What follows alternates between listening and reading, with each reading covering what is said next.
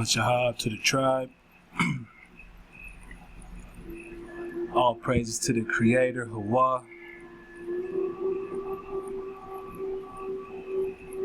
What's going on, fam?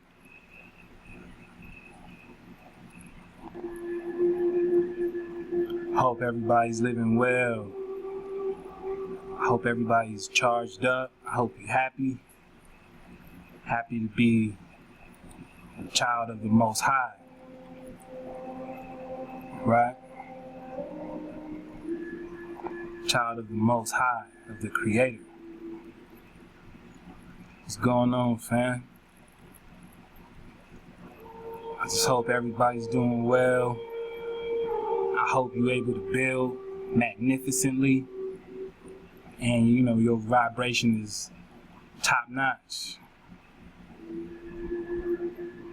You know what I'm saying? And with that being said, all praises to the Most High, our Creator, our Framer, our Shaper. Much ahab to my examples, my brethren. Much ahab to all the mothers, the sisters out there. Much ahab to the family, to the tribe, all my indigenous copper-colored races, my talk tones. What's going on? Shout out to all the tribe, man. Shout out to all my bros. To all my brethren. What's going on, fam? Got, you know, some things to discuss today. We're gonna go ahead and get into it. You know, I just hope, you know, everything's looking good in your corner. I hope the Most High got your spirit vibing, you know, pretty well. We're gonna go ahead and get into some things. As we saw in the beginning, we were checking out what was found in the Burroughs Cave in the Illinois area, where they seem to have found Egyptian artifacts, right? And right here we're looking at Vikings, right? Because I don't know if you were able to see, but when we were looking at the different set of pictures of the different artifacts they had, a lot of that, a lot of those ships, a lot of the helmets seem to be of a Viking type style, right? So we just gonna check out Vikings and see what we get. You know what I'm saying? And shout out to the bro Hawa Stu, J Stu, right? Because the fan, you know, I was talking to him and I shared some things, and he asked me if I had any drop on this particular subject, not this Vikings, but on Solomon, right? So at first I figured, like, you know, I wasn't gonna necessarily focus, but I guess the Most High made it clear, you know. He made it clear that I did have some drop on King Solomon, so we gonna dig on this. Alright? Shout out to the fam, alright? So yeah, we're gonna check out Vikings, right? And it says Viking means pirate, right? Or the North seafarers, right? And they came out of northern Europe, and they extended to the Mediterranean, to North Africa, the Middle East, and so-called Central Asia. And they were, you know, popular within these regions, and most of their infrastructure, their setup, came from Northern Europe, right? And when we break down their names, as we can see, we get the Viking or the Viking, right? Or the Viking. Alright? So keep this in mind as we, you know, check it out. You see the etymology, right? It means creek, inlet, or small bay. It also means a person from Viking, right? So as we were looking at it, like I said, keep in mind that, you know, it had the Viking, right, or the Viking to it. So we just gonna, you know, move along. I want you to keep in mind though that the Vikings had extensions to these regions, right, as well as North Europe. All right, we're gonna carry on. As we dig on Viking, we get the etymology, right, and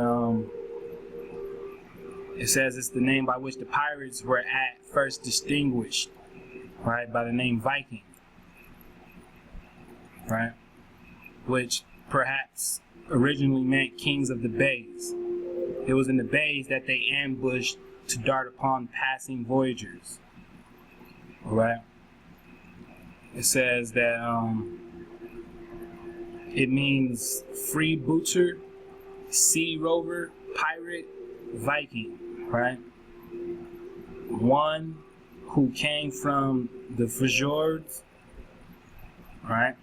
From creek or inlet or small bay. Old English wick, right? Wick, right?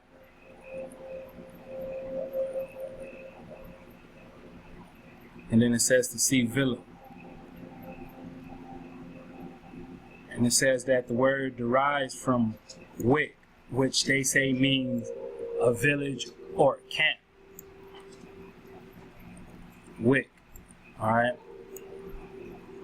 And when we deal with wick, right, we pretty much know that wick, excuse me, wick is the root, right, of wicked, right? So if excuse me, if wicked is in the word Viking, right, it's safe to assume that the Vikings were wicked.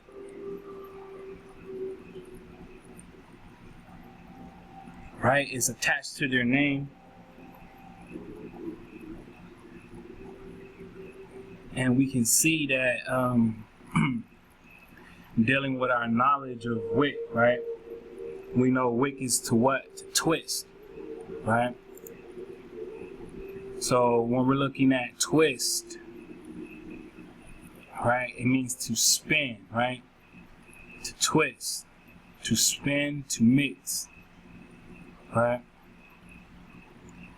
It says this is the flat part of a hinge. It's a divided object, fork, or rope. A candle twist, wick, right? So we know that Viking means to twist, or it's wicked, right? To wick, a wick, right? So twist being a part of it, we can say that maybe they're mixed, right? They're of the mixed peoples, mixed nations, all right? And when we're looking at the area, these areas, right, along with Northern Europe, we know there was some mixing going on in these regions, some heavy mixing. So it's safe to say that basically within the root of the name, right, when you get to the root of it all, right, that twist means wick, or it comes from the word wick, and that wicked, you know, stems from wick, and that Viking, wiki, all right, wiki is a pirate. So we got some wicked characters, right? Now, as we also saw, it said that they came, or they extended to North Africa, Middle East, and Central Asia, right? So we know the Egyptians to come out of what? North Africa, right? The Horn of Africa, right? Mizraim, right?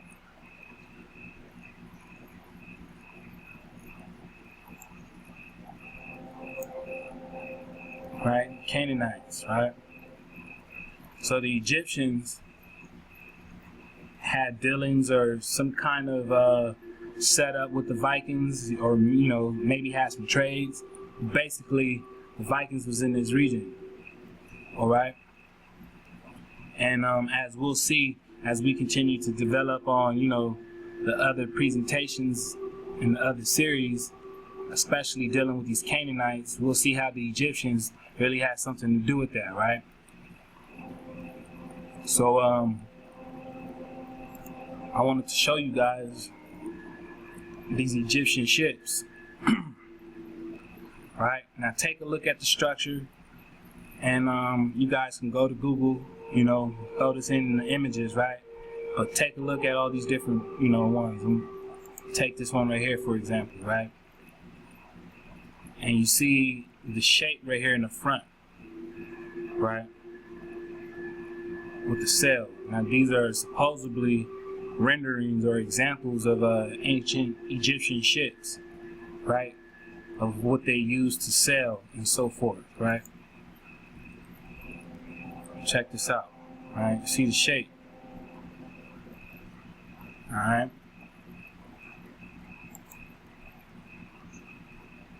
So these is Egyptian ships, and when we were looking at the little video, right, in the beginning, it showed us ships that look similar to this, right? Now we know that the Burroughs Cave in Illinois was dealing with the artifacts being Egyptian, right? Found artifacts being Egyptian, right? So we're gonna go ahead and continue, right? We've seen the Egyptian ships. Now check out these Viking ships, right? It's almost the same thing, right? Viking ship, right?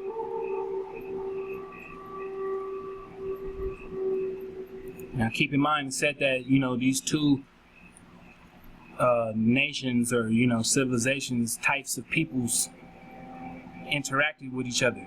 All right. Check out this boat, right? See that, right?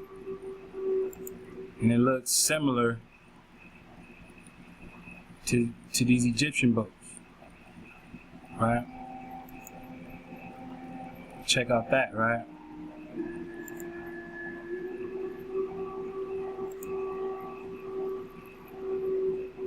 With the snake or the dragon in front, and we can see this for ourselves, right?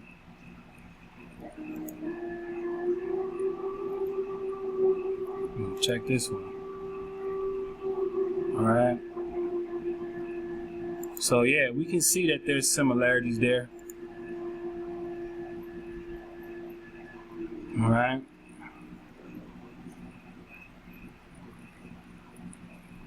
There's definitely some similarities there in the architecture, right, in the setup of the boat.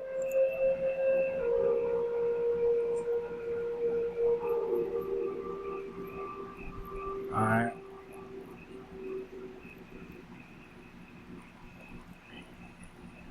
And given the structure of the boat, it seems that this was used in calm waters a lot, right? Not anything too crazy, right? I mean, I don't know if this type of boat can survive the Atlantic, right? Crossing the Atlantic. I mean, maybe it can, I'm just saying. Especially when it comes to comparison in these slave boats, right? So, I don't know. The point is, this is what they were using, right? And it seems that this had better efficiency dealing with calm waters. All right. So these are examples between the Egyptian and Viking ships. All right. So we're gonna go ahead and continue, right? Now, when you think about Solomon, right? When you think about Shalom, Shalom, right? Do the two ring bells to you, fam? Like, do they go hand in hand? The Shalom ring Solomon to your mind? Right? Because we should know that Shalom, right? Shalom is part of his name, right? As we're seeing, right? Solomon equals peace, right? So when we say Shalom, Shalom, right? That's peace, right? Shalom, the peaceable, right? Solomon, the 10th son of David. All right. Peaceable. So yeah, of course we know that, Solomon name, means peace, right? Of course we know, right? So what would that mean? What would that entitle, right? What else is attached to this? Right? What else can we get from King Shalom? Right? As we head into the Shabbat. You know what I'm saying? Shabbat Shalom to the tribe, to the fam. Right? So yeah, the root for Solomon's name is peace, right? Shalom. Right? Shalom, right? See, shalom. Peace. Right? Welfare, health, prosperity, tranquility, happy, friendly, familiar, favored, great, good. Right? All of these things being a part of King Shalom's name, right?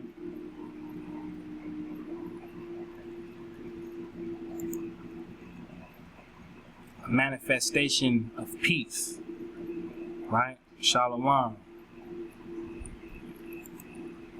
So when we dig on peace, right?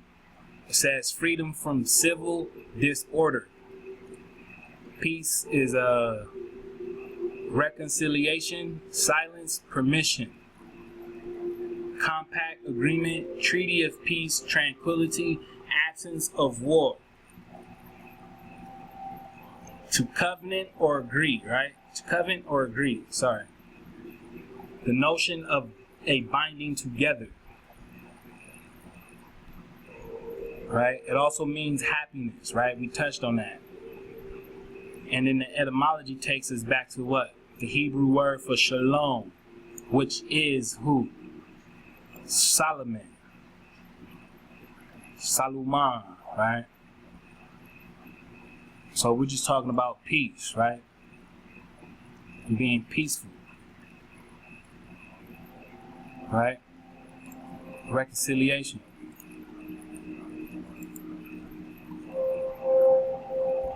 Reconciliation, right? It says this is the action from the past participle stem of reconcile. Of course it is, right? So let's dig on reconcile. Reconcile means what? To bring together again, regain, to win over again, to conciliate again, to make friendly. Right? So in the last drop, we were talking about what? Our tribal flourishing, right? When we're getting back into that natural law, right? Because you are natural by law, right? So when you get back to that natural law, that Torah, right? The Torah, right? The Torah, right? It brings you closer into this happiness you can proclaim for yourself, right? That the Most High established for you. Right? This happiness to be tribal, right? To come together again, to be one, right? In a form of peace, right? Like King Shalom, right?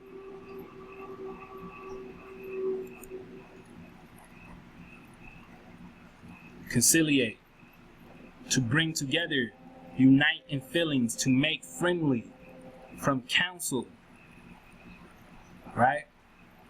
Counsel, to make friendly, to bring together, right? So we are in a tribal gathering right now, right? I mean, all the fams coming in together, right? You got everyone forming together, right? All those who are choosing up.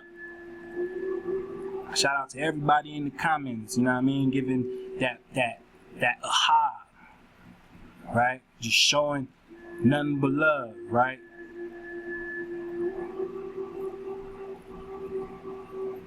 Shalom to y'all, fam, because, you know, that's what this is about. You know what I'm saying? So take notice that you're already in the action of doing such things, right? But notice how, you know, this is all a part of being peaceful, right? Council. It says an assembly, a meeting body of counselors, from a meeting, a gathering of people, right? So, you know, we're coming in together to assemble. And when we, you know, come together with these different videos is for good counseling, right? For good assembly.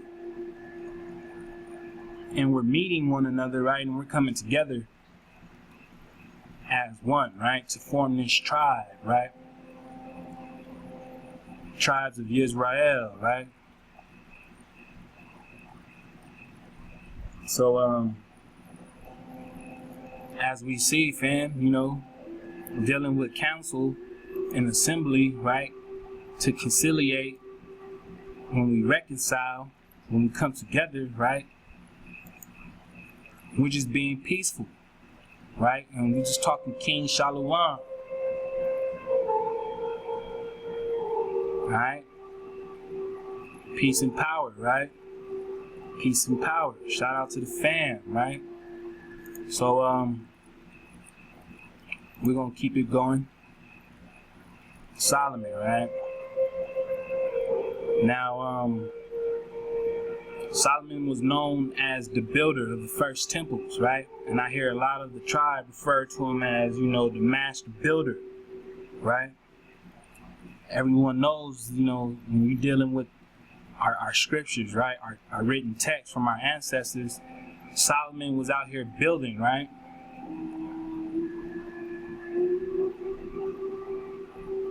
I'm gonna go ahead and we already know how, you know, Solomon was awarded all the wisdom, right? He was the wisest out of all the Israelites, right? And everyone else in his region. And he was the wisest man walking at that time, right?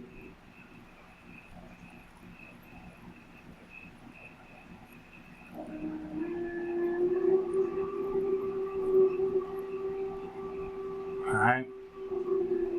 So, it says that he was the builder of the first temple of what we already know, right? And he was the last ruler of the United Kingdom of Israel, alright?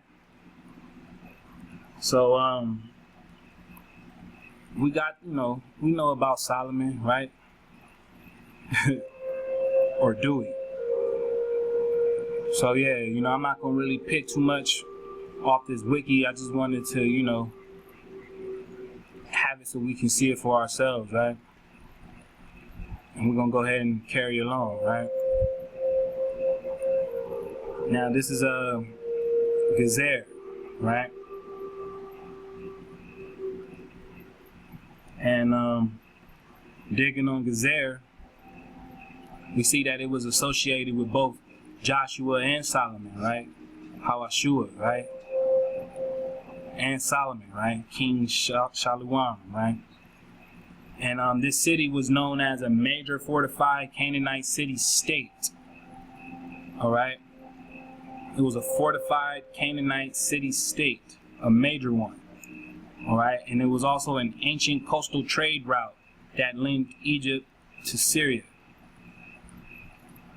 and Anatolia and Mesopotamia and Jerusalem and Jericho. All right? So all these, you know, spots were connected through this, you know, area right here, this Cedar, right?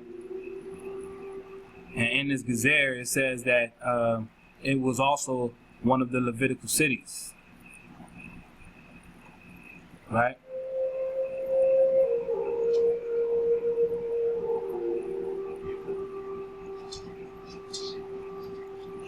It said that According to the Hebrew Bible, the only source for the event, called the sack of Cedar, took place at the beginning of the 10th century BCE, when the city was conquered and burned by an unnamed Egyptian pharaoh, identified by some with Siamon during his military campaign in Palestine. This anonymous Egyptian pharaoh then gave it to King Solomon as the dowry of his daughter. Solomon then rebuilt Cedar and fortified it. Alright, so Solomon's the one that fortified it after he rebuilt it, right? It says the biblical story of the Israelite conquest of Canaan under their leader Hoshua mentions a certain king of Cedar who had gone to help his countrymen in Lachish, where he met his death. Alright, so this spot was originally that of the Canaanites, right? But an Egyptian pharaoh overthrew them, and when Solomon married his daughter, he gave this land to Solomon as a dowry, as a gift, a wedding gift, all right, for marrying his daughter. All right, and check out the parasites, all right, or the parasites. Now the parasites, as we see right here, right, it says, according to the book of Hoshua, the parasites were located in the hill country of Judah, or Hawayuda, right, in Ephraim. It says, according to 1 Kings 9:21, they were enslaved by Solomon. All right, so here we are looking at Solomon, King Solomon, right, enslaving these Canaanites, who were also giants, right? Canaanites were also giants, right? So here we have, you know, King Solomon throwing them into slavery, right? Under his rule. All right. So we're going to go ahead and continue. All right, fam. So I wanted to bring us over here into 1 Kings chapter 5, right? Where we're going to just basically get a read on the preparation for the temple, right, that Solomon did, right? And I just want us to pay attention to a few things as we come across them, all right? So we're going to start off in 1 Kings chapter 5, verse 1, all right? And it says, and Hiram, king of Tyre, right, sent his servants unto Solomon, for he heard that they had anointed him king in the room of his father, for Hiram was ever a lover of David. And Solomon sent to Hiram, saying, you knowest how that David my father could not build an house unto the name of the Most High, right, his Yahweh, for the wars which were about him on every side, until the Most High put them under the soles of his feet. But now the Most High Yahweh has given me rest on every side, so that there is neither adversary nor evil occurring. And behold, I propose to build a house unto the name of the Most High Yahweh, as the Most High spake unto David my father, saying, thy son whom I will set upon thy throne in thy room, he shall build a house unto my name. Now therefore command thou that they hew me cedar trees out of Lebanon, and my servants shall be with thy servants, and until thee I will give hire for my servants according to all that you shall appoint. For you knowest that there is not among us any that can skill to hew timber like unto the Sidonians. All right, and hew is to cut. So he said, according to all you shall appoint, for you know that there is not among us any that can skillfully cut the timber like onto the Sidonians, right? So, you know, he's saying that there is no one in Israel that can cut trees down the way the Canaanites can, right? Because the Canaanites are the Sidonians, right? Right? Sidonian. Right? Sidon. That's the son of Canaan, right? It says, and it came to pass when Hiram heard the words of Solomon that he rejoiced greatly and said, Blessed be the Most High this day which has given unto David a wise son over this great people. And Hiram sent to Solomon, saying, I have considered the things which you sentest to me for, and I will do all thy desire concerning timber of cedar and concerning timber of fir. My servant shall bring them down from Lebanon unto the sea, and I will convey them by sea in floats unto the place that you shall appoint me, and will cause them to be discharged there, and you shall receive them, and you shall accomplish my desire in giving food for my household.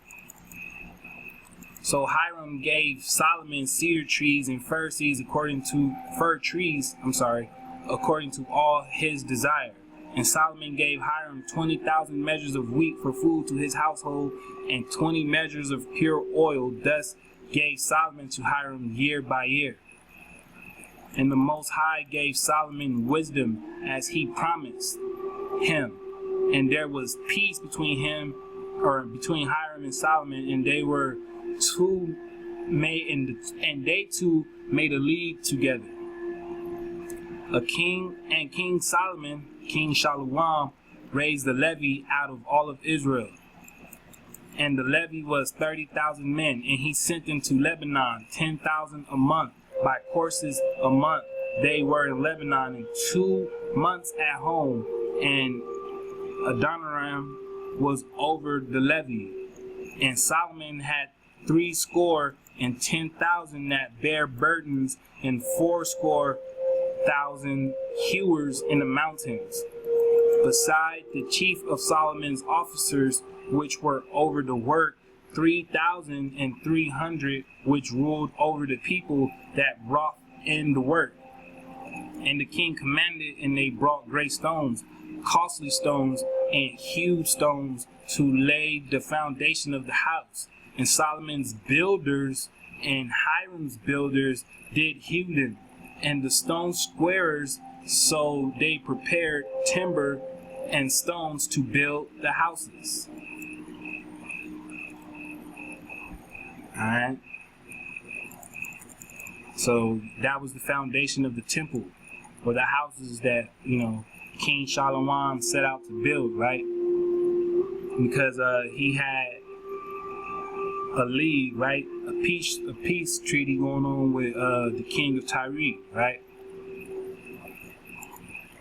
We're going to check out chapter 6. Alright, chapter 6. And it came to pass in the 480th year, and after the children of Israel had,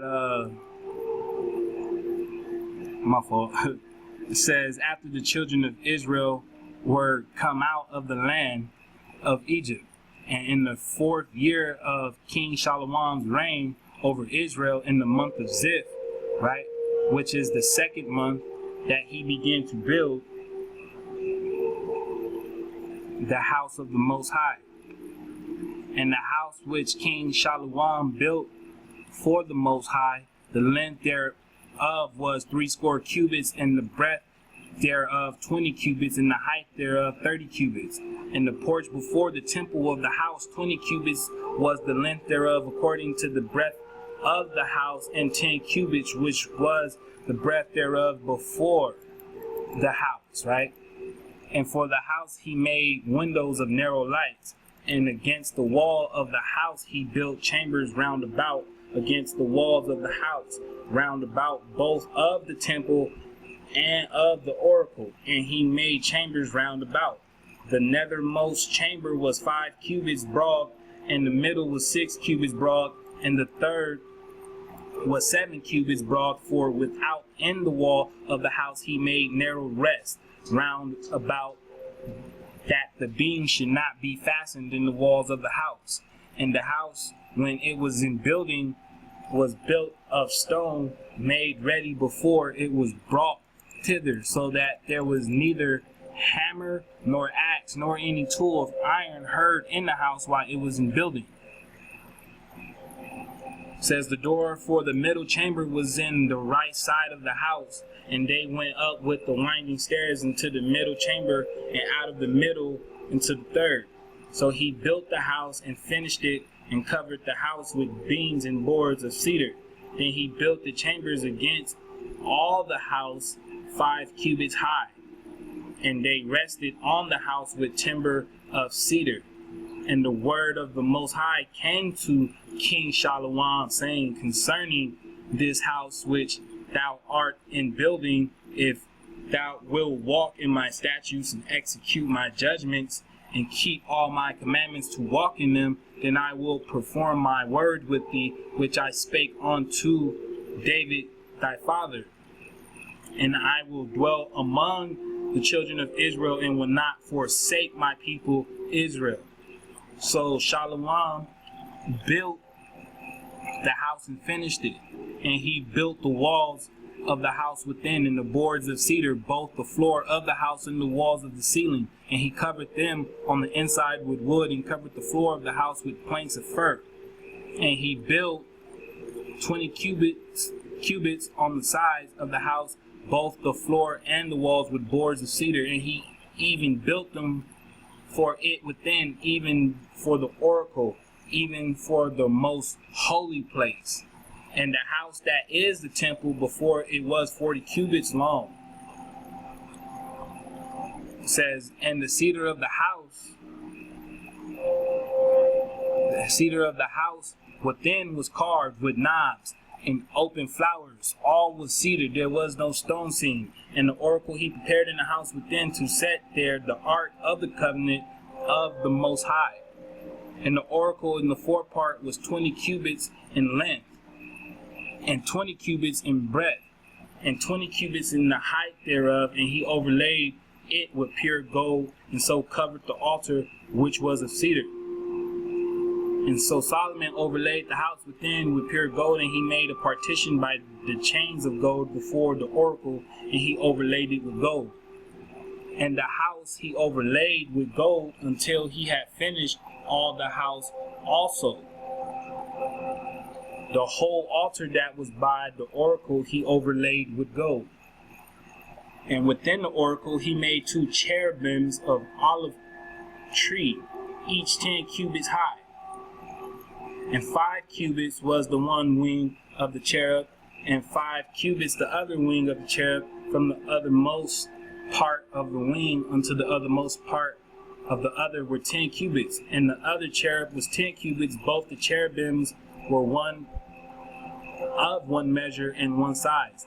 The height of the one cherub was 10 cubits, and so was it of the other cherub. And he set the cherubims within the inner house, and they stretched forth the wings of the cherubim, so that the wing of the one touched the one wall, and the wing of the other cherub touched the other wall, and the wings touched one another in the midst of the house. And he overlaid the cherubims with gold. And he carved all the walls of the house round about with the carved figures of the cherubims, and palm trees, and open flowers within and without. And the floor of the house he overlaid with gold within and without. And for the entering of the oracle he made doors of olive tree. The lintel and the side posts were a 5th part of the wall. The 2 doors were of olive tree, and he carved upon them carvings of cherubims and palm trees and open flowers, and overlaid them with gold, and spread gold upon the cherubims and upon the palm trees.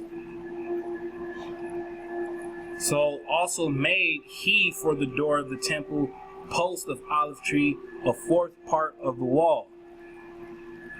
And the 2 doors were of fir tree, and the trees he opened flowers. and covered them with gold fitted. Oh, oops, did I mess that up? And the two leaves of the one door were folding, and the two leaves of the other door were folded. And he carved thereon two cherubims and palm trees and open flowers, and covered them with gold fitted upon the carved work. And he built the inner court with 3 rows of hewed stone, and a row of cedar beams. And in the 4th year was the foundation of the house of the Most High, laid in the month Ziph. In the 11th year, in the month Bull, which is the 8th month, was the house finished throughout all the parts thereof, and according to all the fashion of it, so was he 7 years in building it. Alright, so this is 1 Kings 9:1, right? 1 Kings chapter 9 verse 1. And it came to pass, when Solomon had finished the building of the house of the Most High, and the king's house, and all of Solomon's desire which he was pleased to do, that the Most High appeared to Solomon the 2nd time, as he appeared unto him at Gibeon. And the Most High said unto him, I have heard thy prayer and thy supplication that thou hast made before me. I have hallowed this house which thou hast built, to put my name there forever, and my eyes and my heart shall be there perpetually. And if thou walk before me as David thy father walked in integrity of heart and in uprightness, to do according to all that I have commanded thee, and wilt keep my statutes and my judgments, then I will establish the throne of thy kingdom upon Israel forever, as I promised to David thy father, saying, there shall not fail thee a man upon the throne of Israel. But if you shall at all turn from following me, you or your children will not keep my commandments and my statutes which I have set before you, but go and serve other gods and worship them. Then I will cut off Israel out of the land which I have given them, this house which I have hallowed for my name, will I cast out of my sight, and Israel shall be a proverb and a byword among all people. And at this house which is high, everyone that passes by it shall be astonished, and it shall hiss, and they shall say, why has the Most High done this unto this land and to this house? And they shall answer, because they forsook the Most High their Yahweh, who brought forth their fathers out of the land of Egypt, and have taken hold upon other gods, and have worshipped them and served them and have served them. Therefore has the Most High brought upon them all this evil. And it came to pass at the end of the 20 years, when King Shalom had built the 2 houses, the houses of the Most High and the king's house. Now Hiram, shout out to the fam, right? And the king of Tyre had furnished Solomon with cedar trees and his fir trees, and with gold according to all his desire. That then King Solomon gave Hiram 20 cities in the land of Galilee. And Hiram came out of Tyre to see the cities which Solomon had given him, and they pleased him not. And he said, what cities are these that which thou hast given me, my brother? And he called them the land of Kabul unto this day. And Hiram sent the king 60 talents of gold. And this is the reason of the levy which King Solomon raised for to build the house of the Most High, and his house, and Milo, and the wall of Jerusalem, and Hazor, and Megiddo, and Gezer. For Pharaoh, king of Egypt, had gone up and taken Gezer, and burnt with it, and slain the Canaanites that dwelt in the city, and given it for a present unto his daughter, Solomon's wife. Alright, so here that we read in 9:16 of 1 Kings that the Pharaoh of Egypt gave King Solomon this land for marrying his daughter. All right, so I'm pretty sure this land with Canaanite influences, you know, it remained, right? It remained a part of the city. It says, and Solomon built Gezer and Beth Horon, the Nether, and Baalat, and Tadmor, in the wilderness in the land, and all the cities of the store that Solomon had, and cities for his chariots, and his cities for his horsemen, and that which Solomon desired to build in Jerusalem and in Lebanon, and in all the land of his dominion, and all the people that were left of the Amorites, Hittites, Perizzites, Hivitites, and Jebusites, which were not of the children of Israel, their children that were left after them in the land, whom the children of Israel also were not able to utterly destroy. Upon those did Solomon levy a tribute of bondservice unto this day. So Solomon turned all the foreigners into slaves, into servicemen, right? That's when he enslaved them. It says, but of the children of Israel did Solomon make no bondmen, but they were men of war, and his servants, and his princes, and his captains and rulers of his chariots, and his horsemen. These were the chief to the officers that were over Solomon's work, 550, which bear rule over the people that wrought in the work. But Pharaoh's daughter came up out of the city of David, which her house Solomon had built for her. Then he did build Milo, right? It says that and 3 times in the year did Solomon offer burnt offerings and peace offerings upon the altar which he built unto the Most High, and he burnt incense upon the altar therefore that was before the Most High. So he finished the house. And King Shalom made a navy of ships in Ezen-Geber, which is beside Eloth, on the shore of the Red Sea, in the land of Edom. And Hiram sent in the navy of his servants and shipmen that had knowledge of the sea with the servants of King Shalom. And they came to Ophir and fetched from thence gold 420 talents and brought it to King Shalom. Alright. So we're gonna check out one more. Alright, fam. And we're gonna jump over into chapter 11. Alright. 1 Kings chapter 11. And I'm gonna take y'all down here, right? And Ahijah, right, caught the new garment that was on him and rent it in 12 pieces.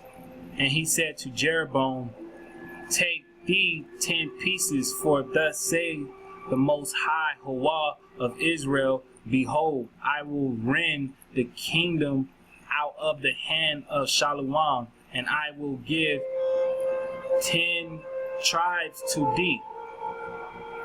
But he shall have 1 tribe for my servant David's sake, for Jerusalem's sake, the city which I have chosen out of all the tribes of Israel, because that they have forsaken me and have worshipped Ashtoreth, the goddess of the Zidonians, Chemosh, right, the god of the Moabites, and Milcom, the god of the children of Ammon, and have not walked in my ways to do which is right in mine eyes, and to keep my statutes and my judgments as David his father.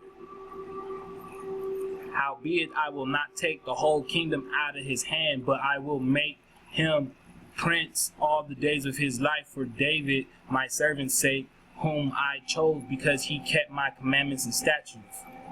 But I will take the kingdom out of his son's hand, and I will give it unto thee, even 10 tribes.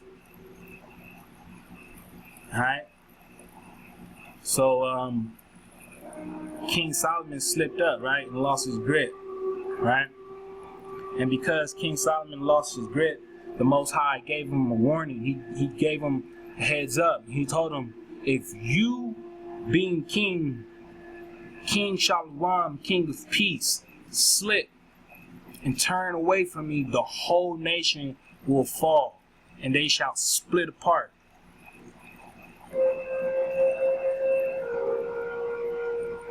Alright? Solomon, you know, that boy slipped, right? He slipped hard, right?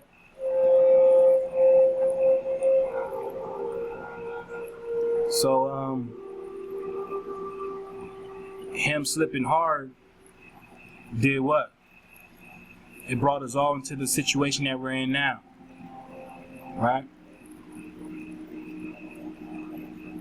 So, we're gonna go ahead and continue, right, fam? Hold on. Alright, so in 1 Kings chapter 5, right, we were seeing how Solomon was dealing with King Hiram, right? The king of Tyre, right? And we can see that the Tyre were the Canaanites, right? The Sidonians. Alright, so let's go ahead and dig on this Tyre, right? So, as we see, they say this is a variant spelling of Tyre, right? Island of Tyre, right? So we don't want Tyre. It says Tyre, right? Of the island of Tyre, right? It is an island city in the Levant. In the Greek, Tyros, from the Hebrew, Zor. It literally means the rocky place, right? Rock or rocky place, right? And then I just thought it was crazy how it tied into tartan, right? And it says that it's a cloth from Tyre, right, or Tyre. And it says the Central Asian people, the Tartar, right? The Tartar. So the Tartars are dealing with the Tyranians, right?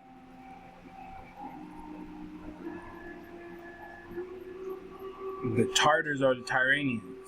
And we saw how in this one, right, when we were dealing with the Vikings, North Africa, the Middle East, and Central Asia, right? So here we are reading on the Tyranians, and it says that they are of the Tartar people, right? And they're known for their clothes. The Central Asian people, right? They wore purple. So the city of Tyre, or Tyre, is known for its purple, like the so-called Lakers, right?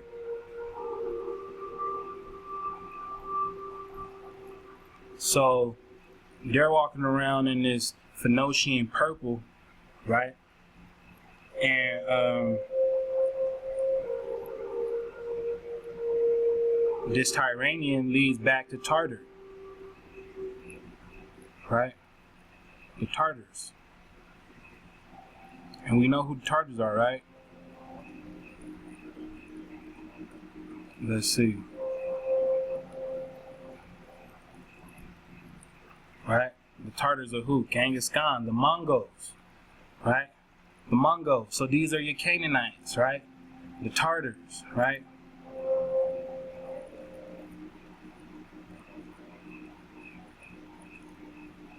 Tyranians, Tartars, right?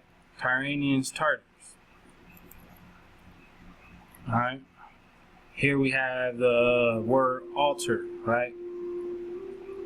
Now, altar was normally a high place, right?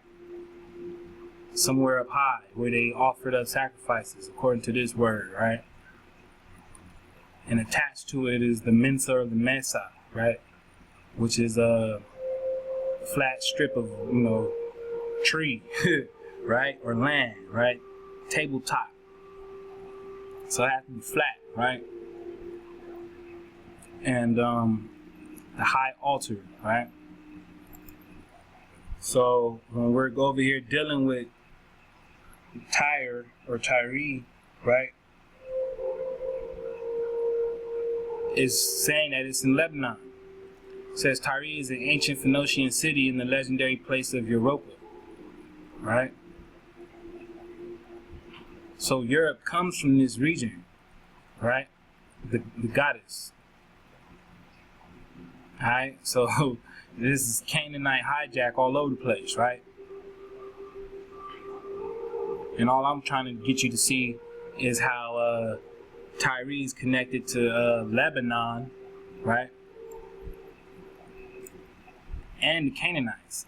It says the name of the city means rock, after the rocky formation on which the town was originally built. The Tyrians, right?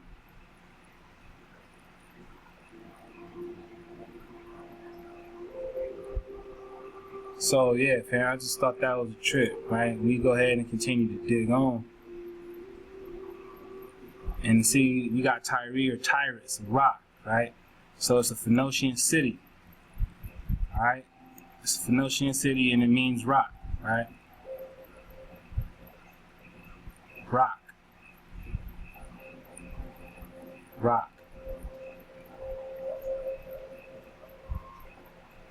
So we're gonna see what else we can get out of here, right? Dealing with this rock. Oops. So let's see what we got. Right?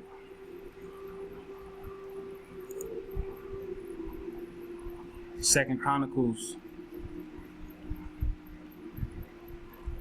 It says, Second Chronicles chapter 2 verse 16, right? It says, and we will cut wood out of Lebanon as much as thou shalt need, and we will bring it to thee in floats by sea to Joppa, and thou shalt carry it up to Jerusalem. Right? And when we were reading the other one, it said the very same thing, right? My servant shall bring them down from Lebanon unto the sea, and I will convey them by sea in floats. Right? By sea in floats.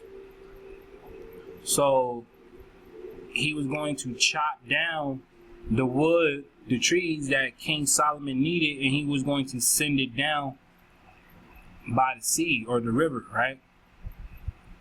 And he was going to send them to a location where Solomon can pick them up. So this is how they used to get the trees down, right? They just let them slide off into the water, right? So let's dig on it, right? We're gonna check out log, right? It says to fell trees for logs, right? It says a piece of wood, right? On top of many other things like logging in data and such, but we want to trip off this, right? To fell trees for logs, right? It says to strip a tree, right? A log is an unshaped large piece of tree, right? Of unknown origin. It is the fell tree, right? The tree that fell, right? So that's what a log is, right? Now in the scripture, what did it say? That they was going to cut the wood out of Lebanon, right? So you have to be in Lebanon, right? And then those Lebanon trees, those cedars, were being sent down the river where King Solomon can pick them up. Right? And got raft, right? What is a raft? It's a floating platform. Right? A floating platform, a rafter. Right?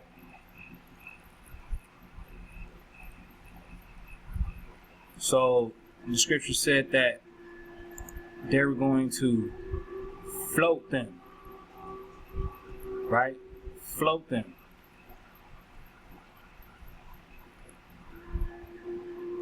And that's what a raft is, right? It's a floating platform. Alright?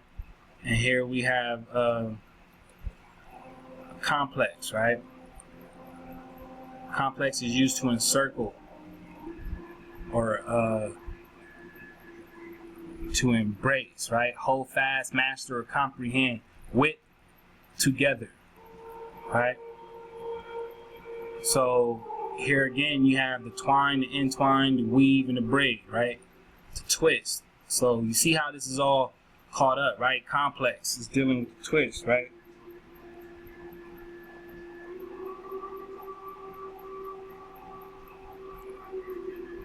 And remember when we were dealing with the Vikings, right? The wicking, right? The wick, right? To twist, wick, right? So we right back at it, right? To twine, to entwine, right? Together. It's a complex. All right? So we're checking this out because the scripture said that they sent the trees down the river, right? In both, in Kings 2, 1 King, right? 5 verse 9, right? He sent them down the river.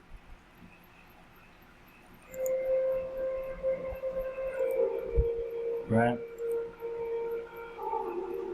So here is a Penobscot, or Penobscot, right? Or Penobscot River, right? It says it arises from 4 branches and several lakes in north central Maine, which flow generally east, right? It says it the Penobscot flows 109 miles south past the city of Bangor, where it becomes navigable, right? It becomes navigable from there. All right.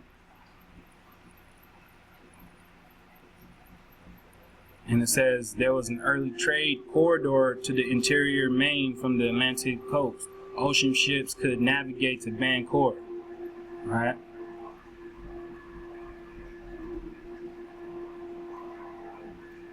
So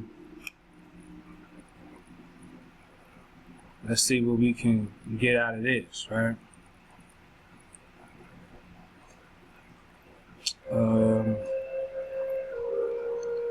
We're just looking for something. Deal with me momentarily. Oh, it says right here, right? In the 19th century, the river was a conduit for the transport of logs from Maine's great north woods to be sawn into lumber at mills around Old Town and Orono, right? And transported on ships from Bangor to the head of the Tyre. All right? And he said, what?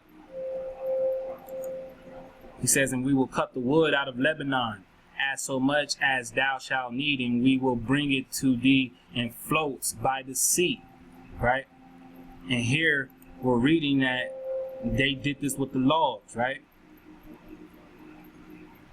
Let's continue to read on. It says the Penobscot, right? were an indigenous people in North America with members who reside in the United States and Canada. Alright? They were located in the state of Maine along the Penobscot River. Alright? It says they were a part of the Wabanaki Confederacy, or the Abenaki.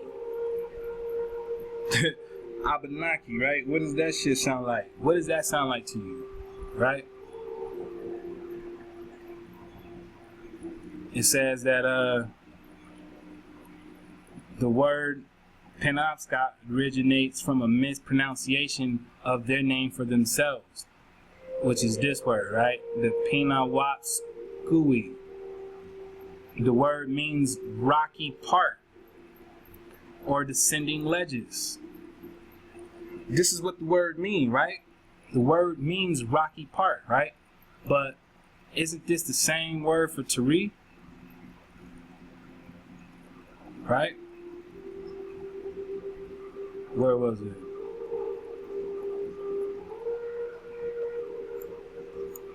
It says the name of the city means rock after its rocky formation, right?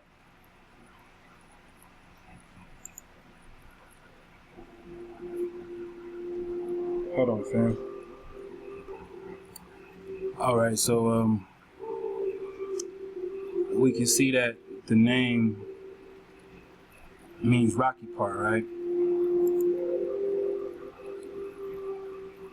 And as they show us right here, Tyre equals a rock.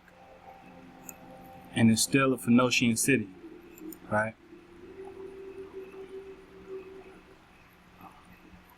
After the rocky formation, right? So it says the word means rocky part or descending ledges, and originally referred to the territory on the portion of the Penobscot River, right, between present-day Old Town and Bangor. All right. So we're going to continue. This is Bangor, Maine. Right? Bangor, Maine. It is also known as the Queen City. And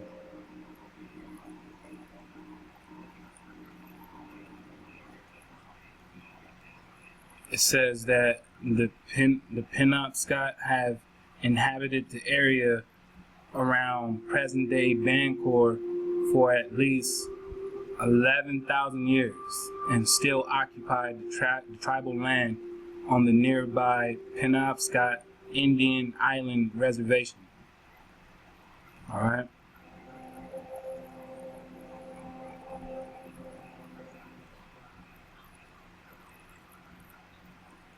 Industrialization of lumbering, shipping, and manufacturing.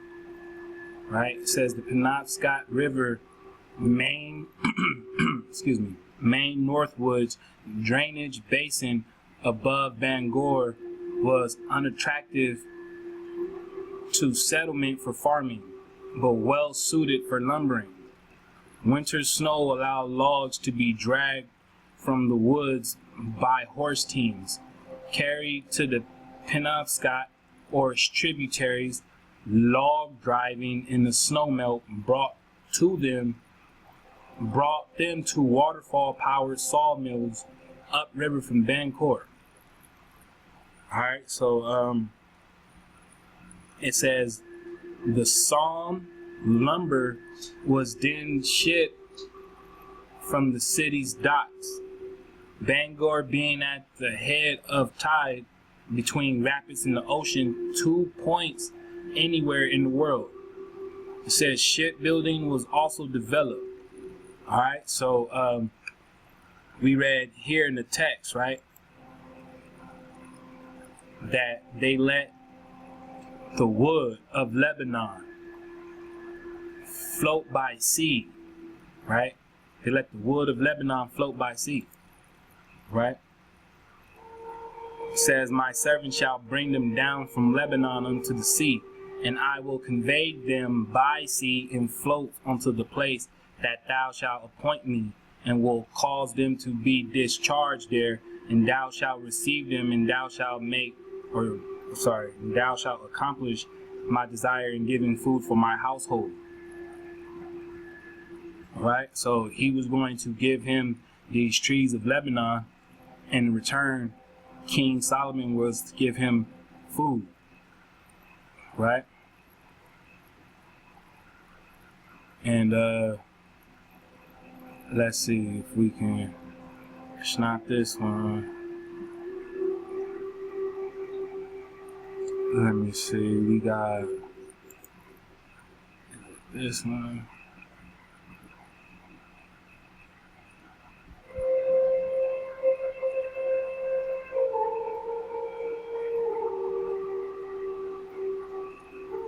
No, not that one, right?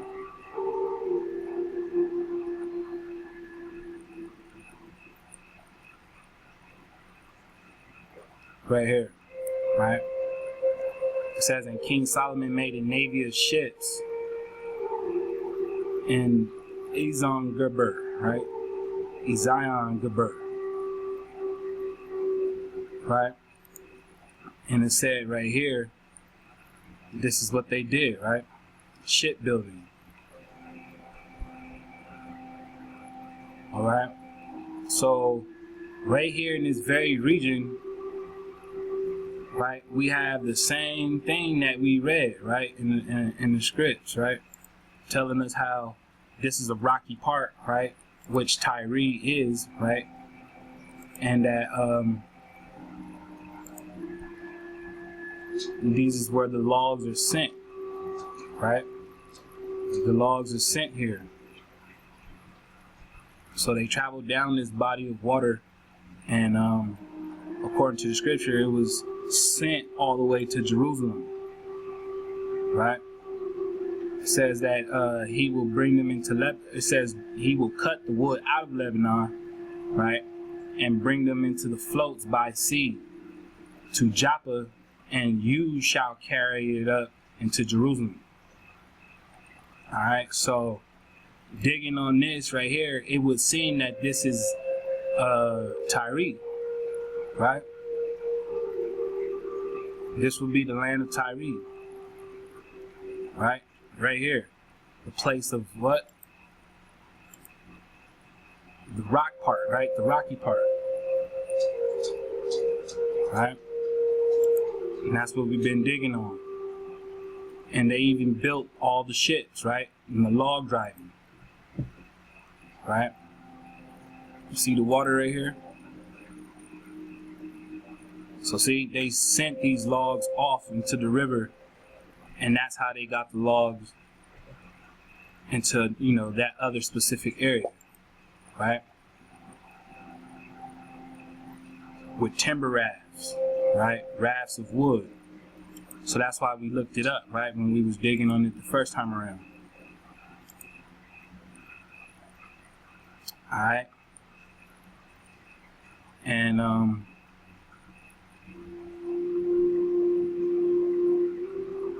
it says that the logs could be floated downstream from the North Maine woods. All right.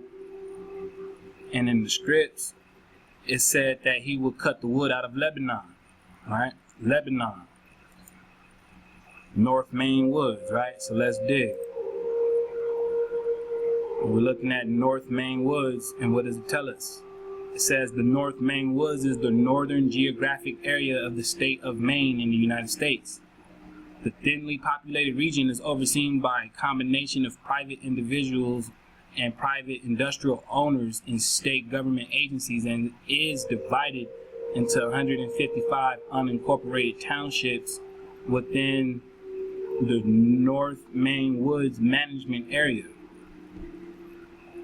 All right. And this is the woods that they have, right? It says early interior settlers spent short summers growing food on the long winters cutting trees. Logs in excess of those needed to build farming structures could be floated downstream and sold to sawmills. What did the script say? And we will cut wood out of Lebanon as much as thou shalt need. And we will bring them into the floats by sea to Joppa. And thou shalt carry it up to Jerusalem. Alright? North Maine woods, right? Floated downstream. We're talking about the wood, right? The logs that were chopped off. Now, we go right here to the wildlife. It says the North Maine woods are part of the New England Acadian forest ecoregion. They are predominantly forest land consisting of mixed northern hardwoods and conifers, much of it artificially planted after harvesting by the various landowners. Right? It says the major tree species are the balsam fir, the black spruce, and the northern white cedar.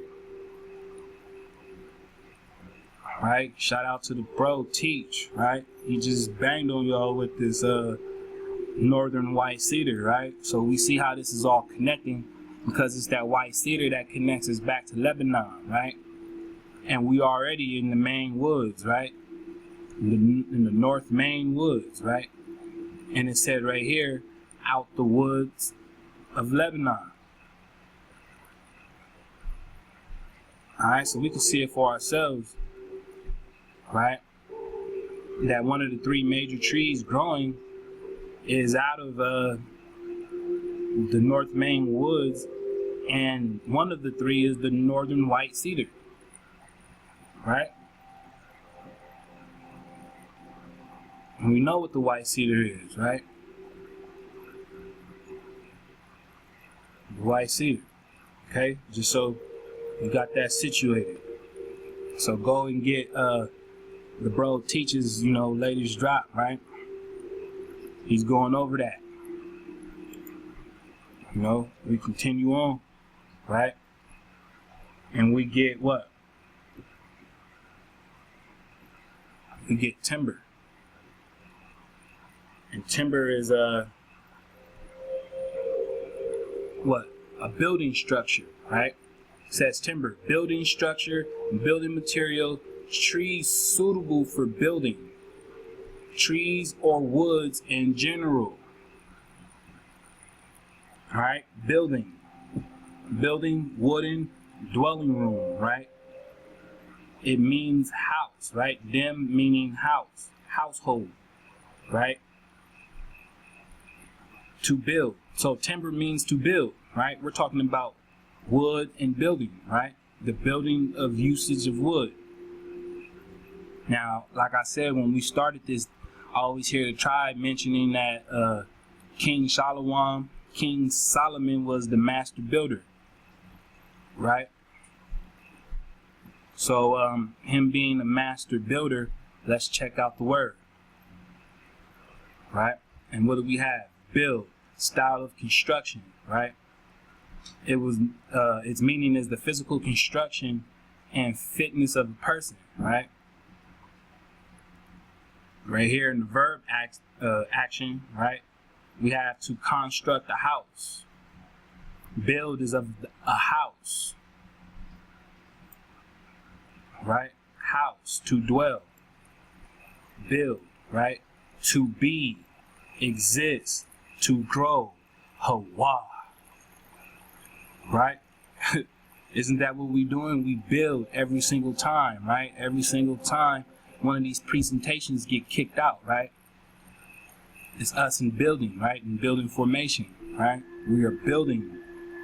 We are existing. We are here to be. We are growing, right? Hawa, right?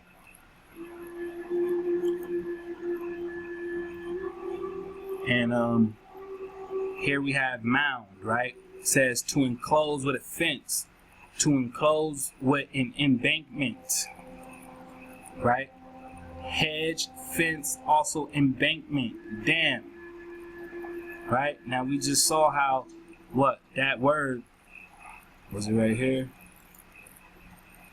Dem, right? Dam, meaning house, right? mound, right? Mound, right? A dam, right? It's a hedge, fence, or an embankment, right? Hand protection, guardianship. Alright? Alright. My fault. So like I was saying though, we were saying how supposedly, you know, Solomon's a master builder, right? And we was just digging on Mound, right? And so I thought about, well, what about Mound builder, right? Mound builder. What about Solomon the mound builder, right? So let's dig, right? Now it says the various cultures turned mound builders, right, or inhabitants of North America, who during a 5,000 year period reconstructed various styles of earthen mounds for religious and ceremonial burial and elite residential purposes. These included the pre-Columbian cultures of the Archaic period, Woodland period, Adena and Hopewell cultures, and the Mississippian period dating from roughly 3500 BCE, the construction of Watson Break.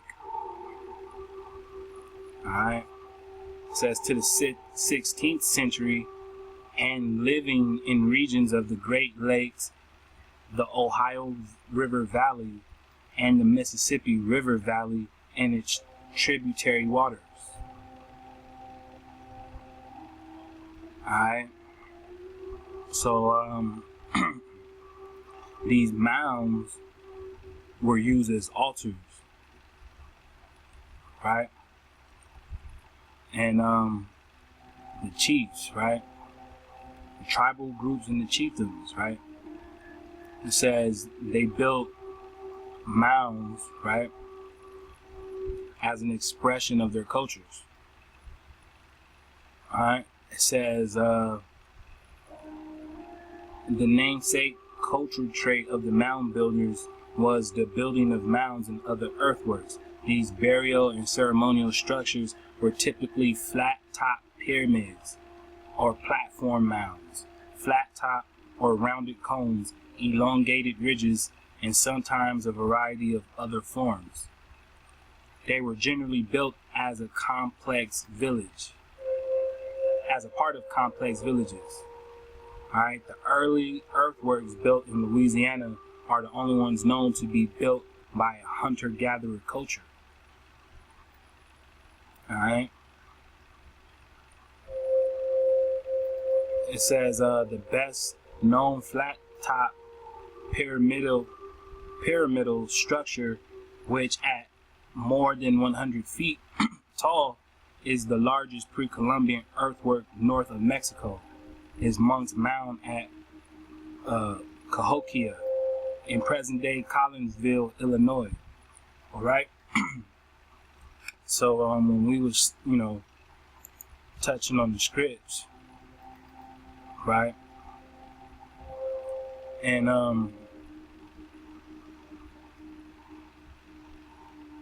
we were dealing with Solomon, right, and he was building the house, right, and he had more than one property that he built, right? And Solomon's desire, see? And all of Solomon's desire. So he built a lot. He didn't just do one structure, right? He did several. He did many, right? And when we were digging on Mound, we read that it was talking about house, right? they threw the fence over it, right? But the dam, right, meaning household, right, the timber, the build, right, you build to be a house. So this is a mounded house, right? A mound builder will be a mounded house, right? Platform top pyramids or platform mounds, right? So these are pyramids in the Americas, right? This is Egypt, right?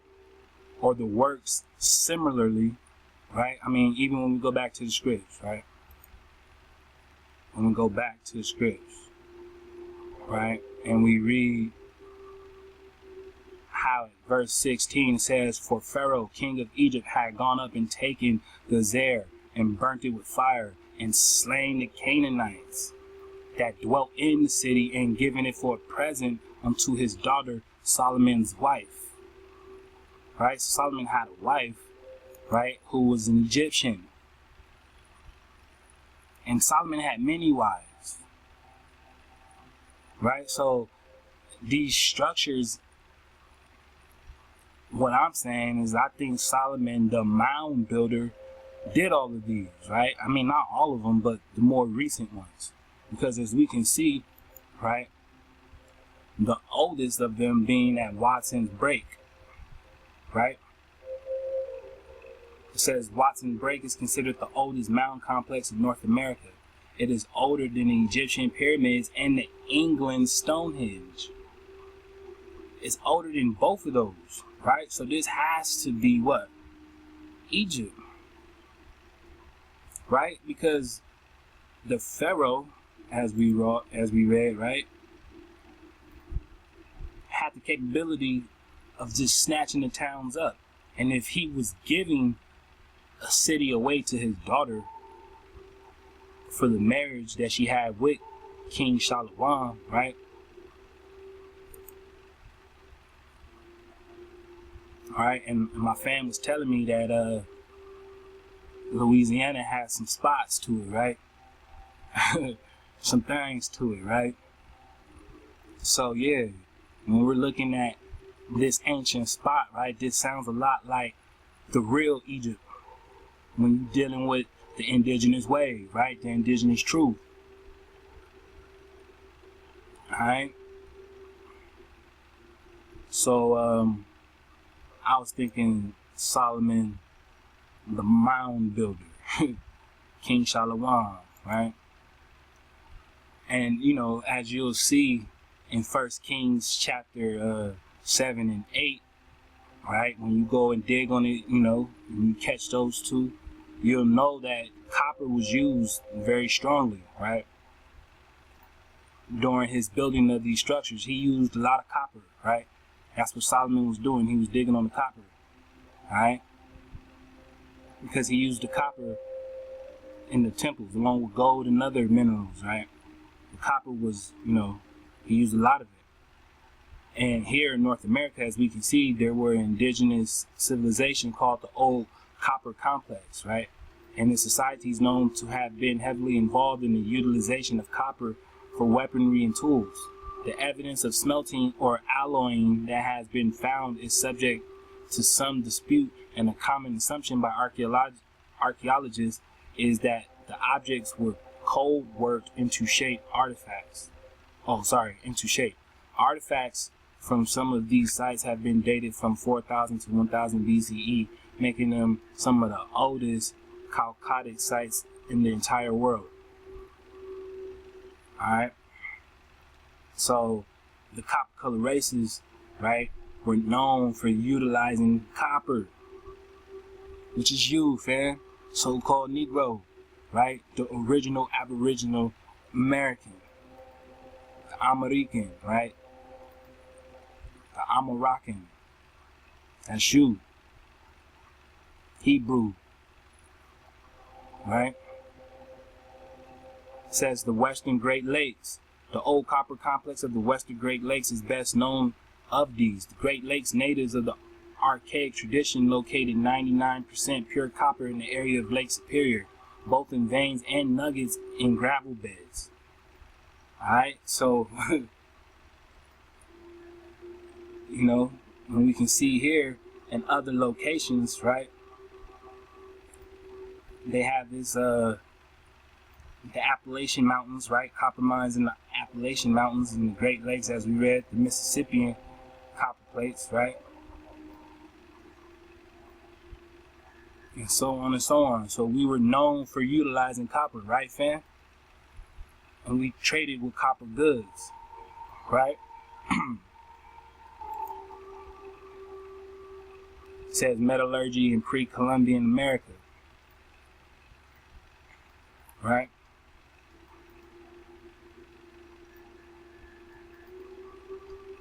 It says archaeological evidence has not revealed metal smelting or alloying of metals by pre-Columbian native peoples north of the Rio Grande. However, they did use native copper extensively. Alright? Native copper extensively. Alright? And as we read, copper was abundant in the area of the Great Lakes. Right? Which is where we were seeing that it connects with this spot. Right? This river, right? When we check out the river is right here, right? And the Great Lakes region is like somewhere around here, right? Or maybe a little lower, my fault. It might be a little lower. But as we can see, this river where the logs float, right, drip down all the way into the Atlantic, right? If not even more further into. Alright, so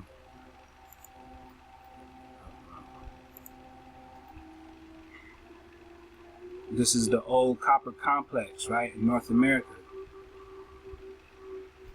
Right? So the copper colored races was definitely digging on some copper, right? Which we know is the real reason why these folks came over here, right? Because they wanted your shit, right? Mississippian copper plates, right? Now check this out, right? This looks like the hijack that Solomon put y'all up on, right? See, when Solomon fell off, that's when the whole thing split apart, right? I mean, we're gonna continue to dig, right, fam? Copper in the eastern woodlands, right? So this is the regions of the Levitical cities, right? Etua is a Levitical city. Alright? So you see what's happening. The Most High told Solomon that if he didn't follow the statutes after his father David, what was going to happen. Alright? It says the native copper, as well as the knowledge to work it, is believed to have come from the Great Lakes area, hundreds of miles to the north of the Cahokia polity and other Mississippian culture sites. Alright, so they said they didn't do metallurgy, but they knew how to work these native copper. So let's dig on this native copper. Alright, since we know the aboriginals were of the copper color races, right? It says it is an uncombined form of copper which occurs as a natural mineral. Copper is one of the few metallic elements to occur in native form. Although it most commonly occurs in oxidized states and mixed with other elements, native copper was an important ore of copper in historic times and was used by prehistoric peoples. Alright, it says so-called native copper occurs rarely as a isometric, cubic, and octahedral crystals, right? But it is more typically used as irregular masses and fracture fillings. Alright, it has a reddish orangish or brownish color on the fresh surfaces, but typically is weathered and coated with a green tarnish of copper. right? A reddish orangish brown, right? All right.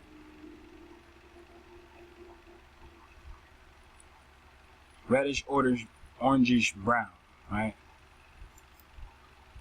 Let's see.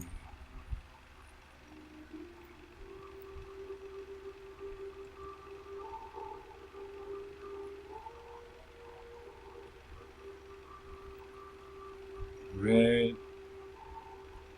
orange, or let's see. How can we do this? Red, brown,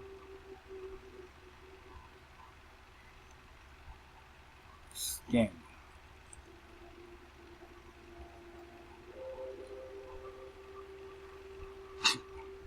Red, brown skin.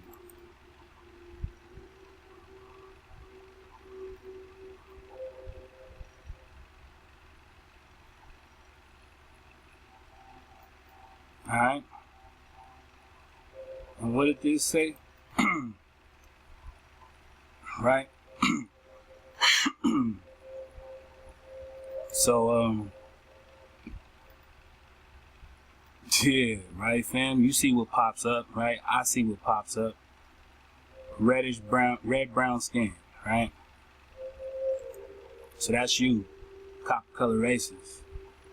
Alright, fam?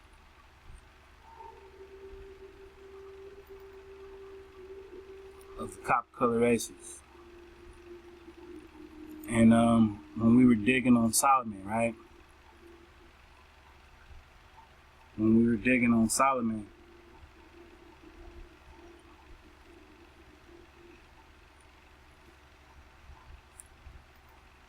right? It says that Solomon's wives turned his heart after other gods, their own national deities to whom Solomon built temples, right? Thus incurring divine anger and retribution in the form of the vision of the kingdom after Solomon's death. So the kingdom was divided, right? After Solomon died, right? And we read it earlier, right?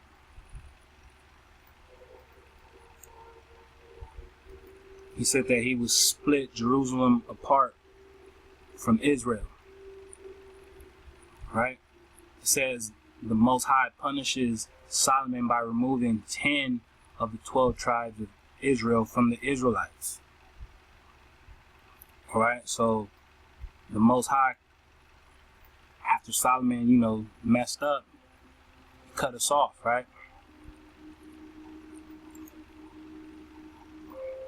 So I'm doing some digging, right? And, we already proved that the North Maine woods, right? Being Tyre of Lebanon, right? Lebanon, right?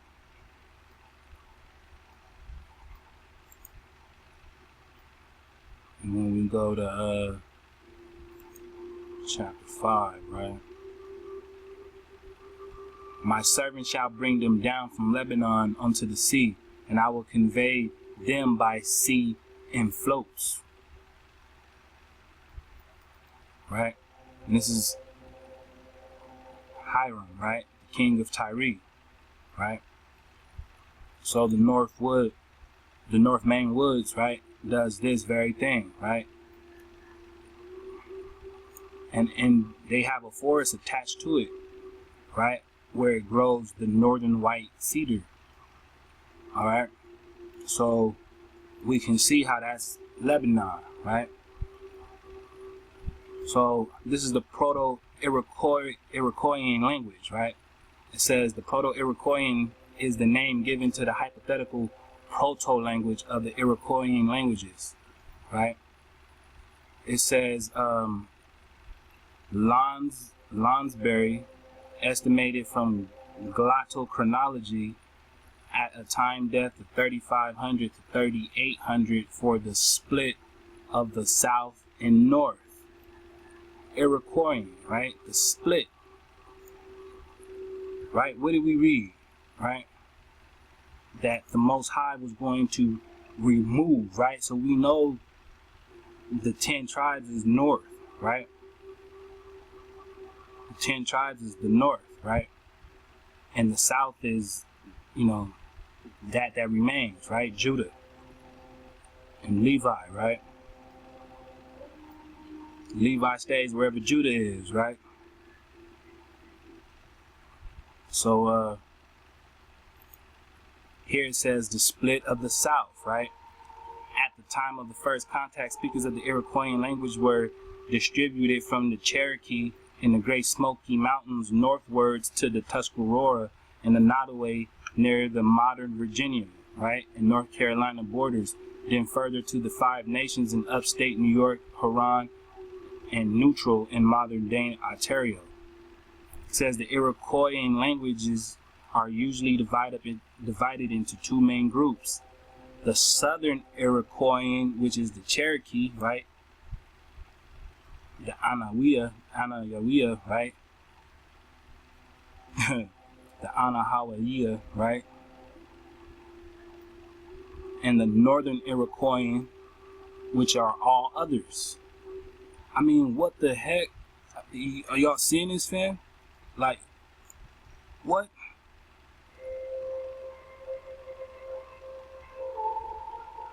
It's right here, fam.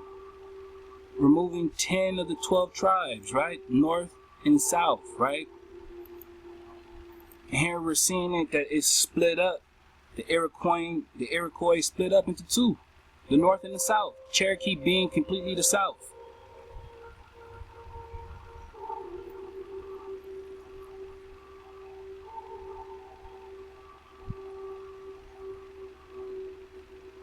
I mean, what's going on, fam, right? We already know that Cherokee is the Hebrew, right? But, I mean, Israelites exactly? Israel exactly? I mean, this is us, baby. I already gave y'all the Levitical cities. Right? Y'all hear me digging with y'all, right? This is us. Indian and everything, fam. All praises to our Most High. Hawa. Shout out to my fam, my brethren. Right? Shout out to Howard Stew, Jay Stew. Man, bro. I mean, you see what you done started, Jay? You see what you done started? Y'all gotta show Jay some love for this, man. This is, you know, this is Jay right here. The Iroquois, right? Or the Hawa, right? The Hawa then knows Sani. The Hawa then knows Sani, right? The Iroquois. It says the historic Erie, Susquehannock, the Wyandot, and the St. Lawrence Iroquoians, all independent peoples, spoke Iroquois languages. In the larger sense of the linguistic families, they are often considered Iroquois peoples because of their similar languages and cultures, and all culturally and linguistically descend from the Proto-Iroquois people and language. However, they were traditionally enemies of the nations in the Iroquois leagues. All right.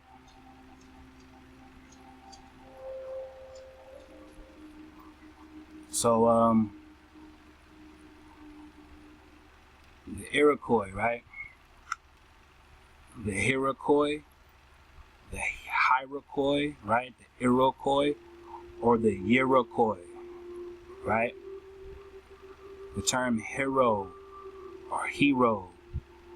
What does that sound like, right, fam? What does that remind you of, right? The hero, right? Haru. Haro, right? Haru. Haro. Haru. Y'all see that? Iroquois, right?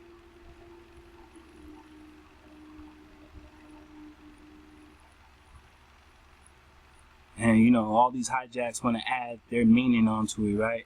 Of what they think that it means, right?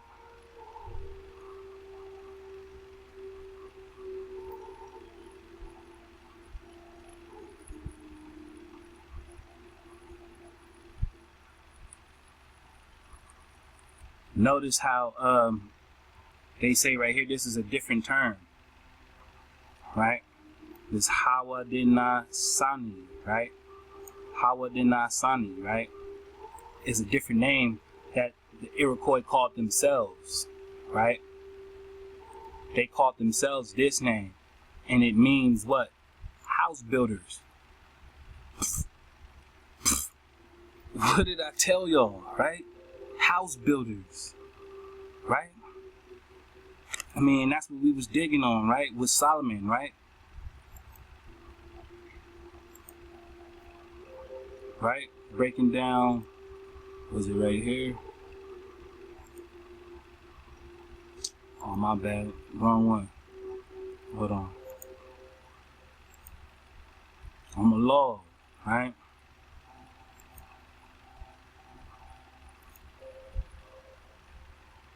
The timber, right? Solomon used the timber, right? He used the timber to build. He was building the house,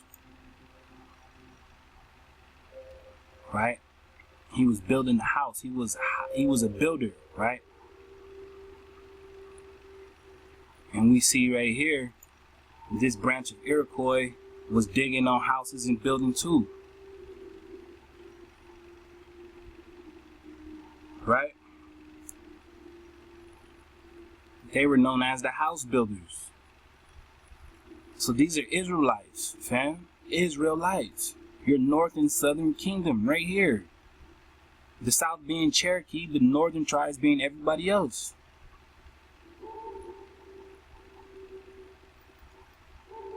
This is it right here, fam. Right?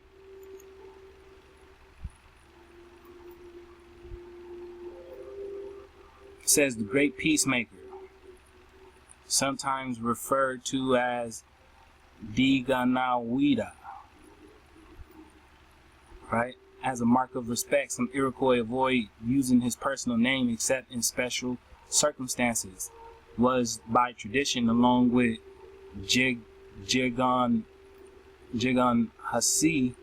Sasi, right? And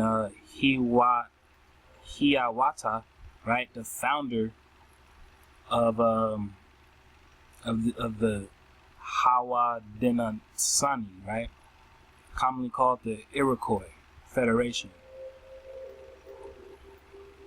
All right. The great peacemaker.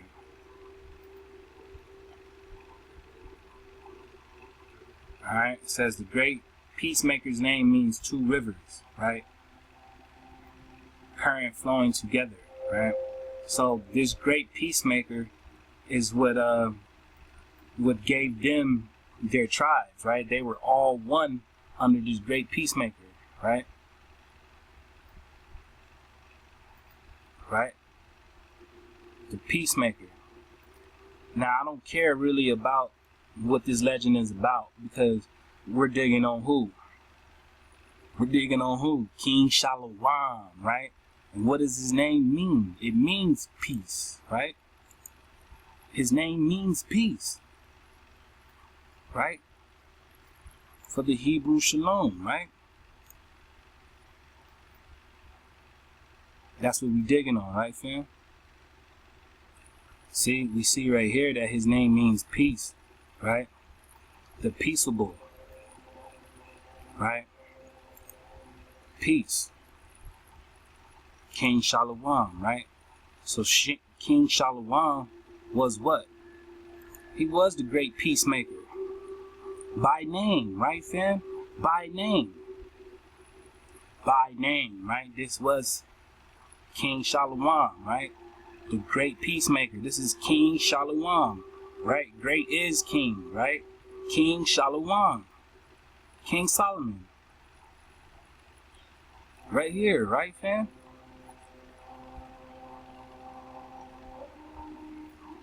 I'm showing y'all, right? I mean, we gonna dig on Jerusalem, right? But before we do, right? Before we do, I just want to show y'all, right? It says the history of the Iroquois Confederacy goes back to its formation by the peacemaker, the Iroquois Confederacy. I mean, what are we talking about, right? It says bringing together 5 distinct nations in the southern Great Lakes area into the Great League of Peace, right? The Great League of Peace. They said this went down in 1142, fam, right? And look how it ranged from where. It says the Iroquois influence extended into present-day Canada westward along the Great Lakes and down both sides of the Allegheny Mountains into present-day Virginia and Kentucky and into the Ohio Valley. All of this, right? Israelite, Iroquois, Israelites, right? The Great League of Peace is what? The Great League of Peace is what? The Great League of Peace is what? Jerusalem. Jerusalem.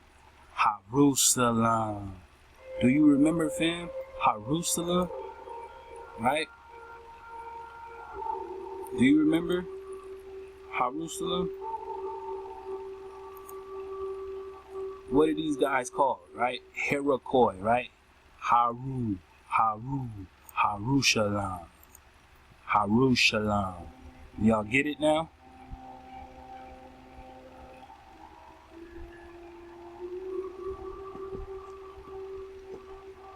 Jerusalem, fam. Right? Look. King Solomon, right? Now go figure. His name is in the city. Salem, right? Shalom, right? Shalom, right? Shalom, right?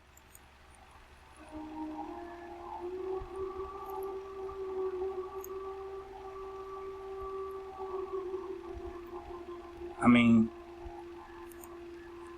Jerusalem is the city of Solomon.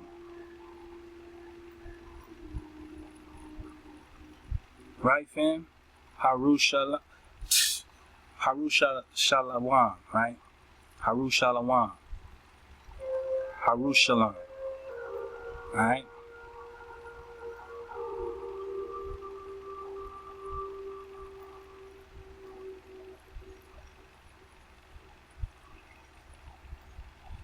Shalom, right? It says is the Hebrew word for peace. The city of peace, right? The abode of peace, right? The dwelling of peace. And we read what? That they stayed in the Great League of Peace. Into the area, right? Into the Great League of Peace. That's Jerusalem, fam. Jerusalem. Right? That's Jerusalem. Alright? Straight up. That's Jerusalem.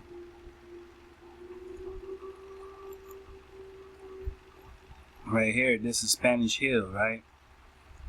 And they're talking about giant skeletons. Alright? It says, whence came this people called mound builders? How long did they remain? What was the cause of their disappearance or degeneration to the American Indian? If such be the case, found here upon arrival of the white man, many theories have been advanced with more or less logical arguments. Mr. J.D. Baldwin, the noted authority upon ancient America, accepts as the best of the many theories the one advanced by M. L'Abbe Brasseur de Bourbourg and others called the Atlantis theory.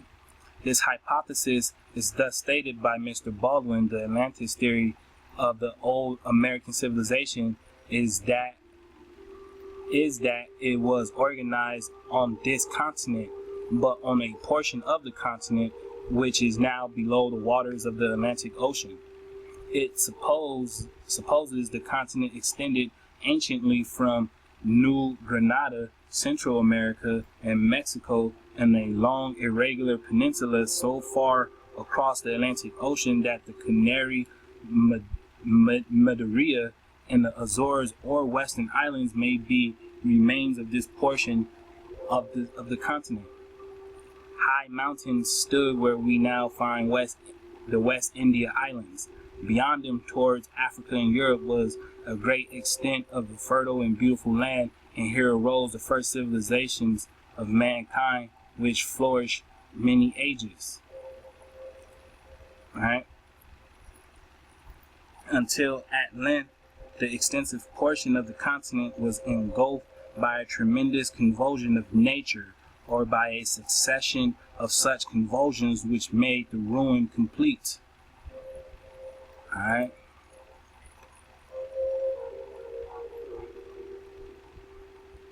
So, this link has it, right, that there were giants in this tribe, right?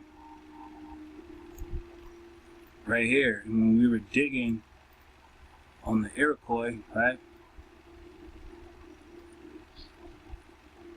Here goes this tribe right here, right? So this link is saying that among that tribe were giants, right? And they were about 7 feet, compared to the rest of the group, right? And that these guys, that when they found them, basically realized that they were taller than all of the so-called Europeans who were investigating. Alright? And, they probably, they figured out that these guys were giants. Alright? Giants, alright?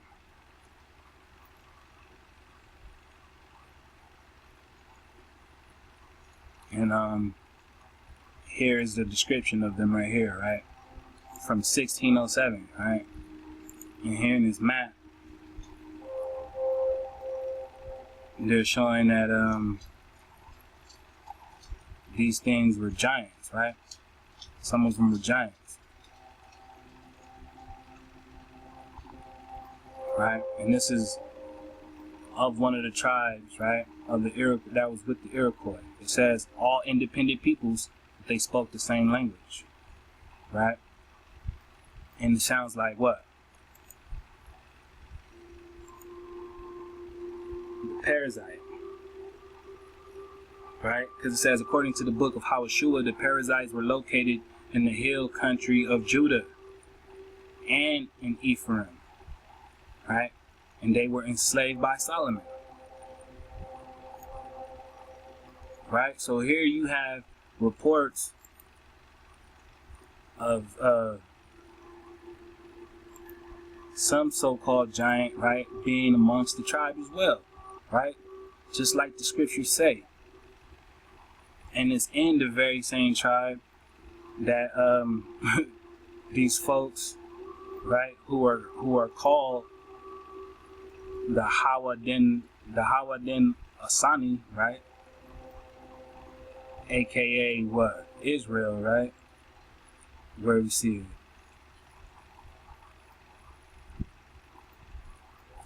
Where do we see it?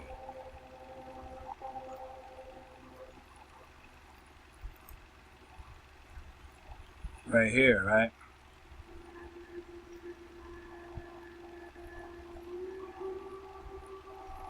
The southern being the Cherokee and the northern being the rest of the tribes, right? And in those tribes, they're saying that there was some giants, right? Just like the script said with King Solomon, right? The parasites. Alright? So these people knew what was going on, man. When they came over here to see you, they knew what was going on, fam. Alright? And you say, oh, why was this all done? Right? Well, after Solomon slipped, right? We know he slipped up. Right? And after he slipped, everything became about what? Money. I mean, we was already dealing with copper, right? But what's copper? Right? It says copper was what? Bronze, right? An alloy with thin bronze. And this was far more extensively used in pure copper. Right? It was an ore. An ore, right? And it was used as what? Cash, coin, debt, and wages. This was your money, fam. So as the copper colored races, you are still their money. This is why they're here. Right? Because you are valuable. You are the Israelite. This is you. Alright, fam? So, thanks for, rocking with me. I appreciate you choosing up. Appreciate you tribing up. Appreciate all my brethren. And all the fam out there. Continuing to help us build. Continue to help me build. I mean, it's getting better and better every time. You know what I'm saying? Stay away from the hijack. I'm doing my best to stay away from the hijack. Because your life's on the line when it comes to this. This ain't a game no more, This presentation showed, right? The tribes, right? I mean, we dug on it, right? We saw it for ourselves, right? The southern, right? Tribes being separated from the northern.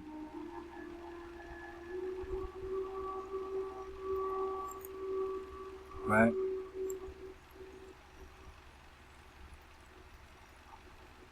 Right?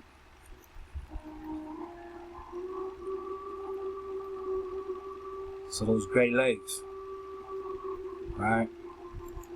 And they turned you into money, fam. Right? Because now everything is about cash, coin, debt, and wages, right? And it started with what? You. Copper color races that are originally found here by the European, but you have now been replaced by the descendants of Europeans on your own land. So I hope, the fam found this presentation informative, useful, inspirational. King Shalom was with us. He was here. Alright, we're going to get ready to ride out. So as we ride out, fam, I hope everybody's enjoying their rest day. All praises to the Creator. We're going to continue to build. And shouts out to everybody, fam. You know what I mean? To all my big bros, what's going on? Tribe up. Especially to you, fam. To all my indigenous aborigines across the plain. Across this plain. And through all out the land, alright? So we're gonna ride out, fam, and I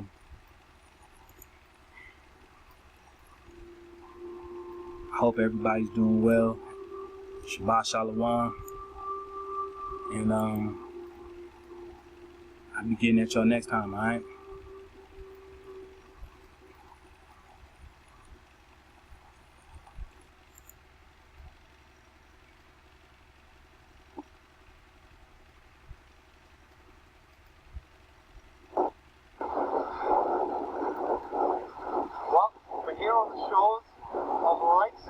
Finally, and we're on the western side, eastern side, of the Upper Peninsula, and this place is absolutely remote, strange, bizarre, and look at this water. Ancient mariners would have come here in the past, and they would have, you can even see a tinge in the water. It's absolutely remarkable. It's almost red. They would have smelled the copper here. Was this where King Solomon's miners came in ancient times? And if you come over here, look at this. Just come on.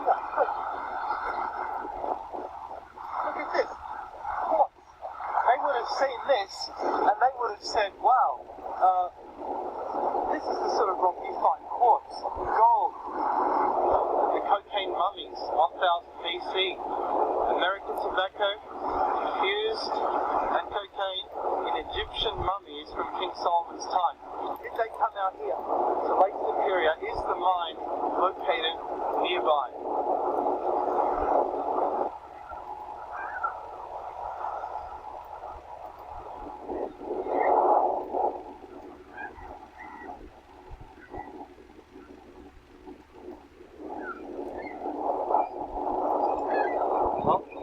Using upper peninsula of Michigan.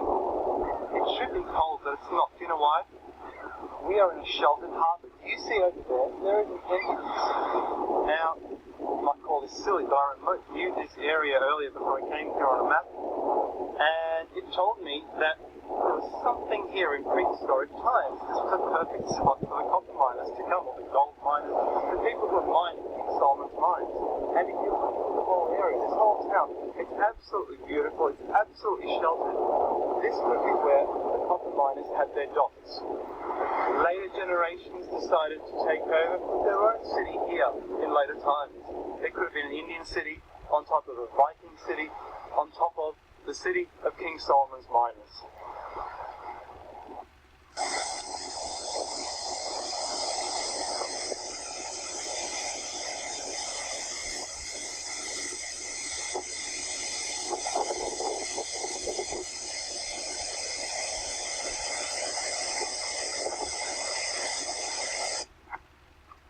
Here, a vein of copper,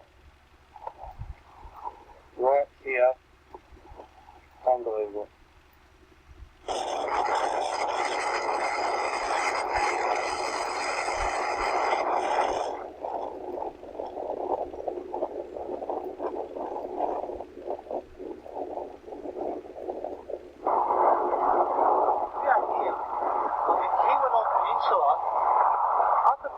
Michigan, and all around us is the 19th century ruins everywhere, all around down there, right around are the ruins of copper mining in the 19th century. Entrepreneurs came here and they saw, wow, this place is so rich in copper. This here is where workers would have changed their clothes. It's all ruins now. You look at how destroyed this structure is, and it's only 150 years old or even less. So imagine, if we're talking about mining thousands or tens of thousands of years ago on Lake Superior, which is we're close to Lake Superior, imagine how you wouldn't even be able to see anything, and yet they've seen ancient mine shafts going right down into the ground, millions of tons excavated in ancient times. In the 19th and 20th century, it was billions of tons. It could have been billions in ancient times as well. Over there were mine shafts. Those buildings over there. Now, imagine if these were built on the ruins of some earlier structure, on the ruins of King Solomon's mines. They could have been somewhere right here. This whole peninsula, packed with, it's mountainous, packed with copper. Now, later on, we're going to have a look. We're going to look for a effigy of a Viking ship on a beach. Let's see if we find it. It's going to be difficult. The location is not available. We have to sort of guess. If we find that, that would be some evidence of ancient mariners, ancient travel, and some evidence this could be the location of King Solomon's mines. Okay. Nice work, Dr. Sexy Butt. Camping here on the upper peninsula of Michigan. Lots of flies, lots of forest. It's a real tangle out here. But we hope to find out some things.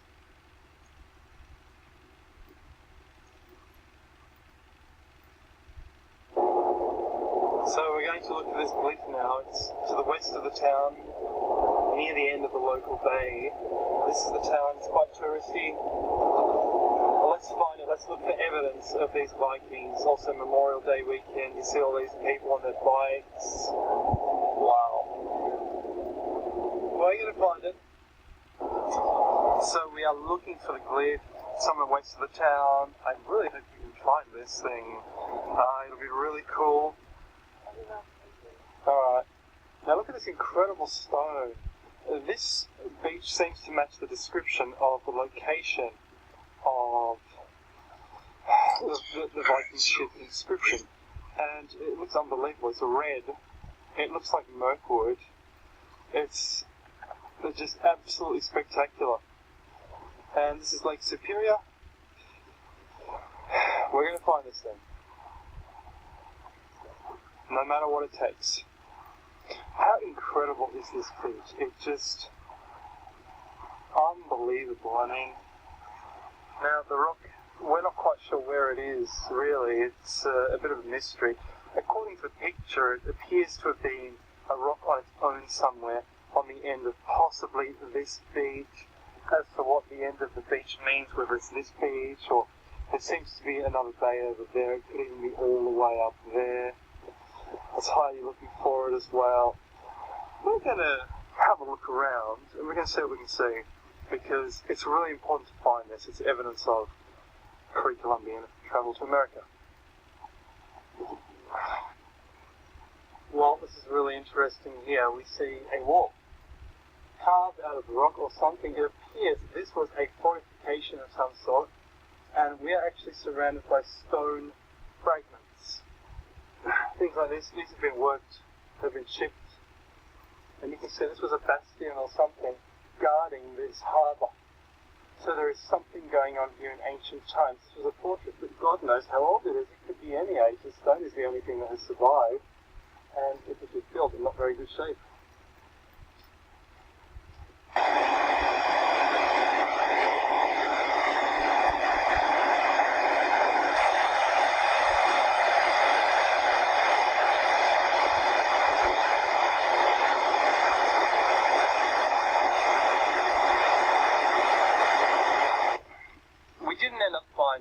What we wanted to find, that ship. Now, it seems the internet, that website we were looking at, that ancient website, it gave us the wrong directions. It said a bay, the end of a bay, west of the town. Unfortunately, we didn't locate it. We looked for hours. We found contradictory information on the internet. It seems the locals have fixed up this place. They've covered up the rock. It seems to be a huge stone with petroglyphs all over it, and it is a big secret. They don't want to tell us where it is. Now, as for why, it's a bit strange. They didn't cover it up with a pergola, apparently. Now, we only had a few hours there. If someone has more time, they can find it quite easily. It appears to be on a hill near a beach. It's covered up, so it's protected. There are probably other petroglyphs on that rock. It's a bit of a conspiracy why the locals have not publicised this into something for tourism, because that town is crawling with tourists. But it seems, well, they're just not interested. For some reason, they want to be a big mystery, and it is.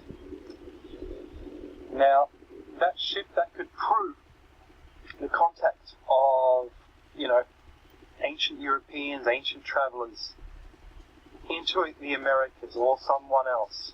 We just do not know what is going on.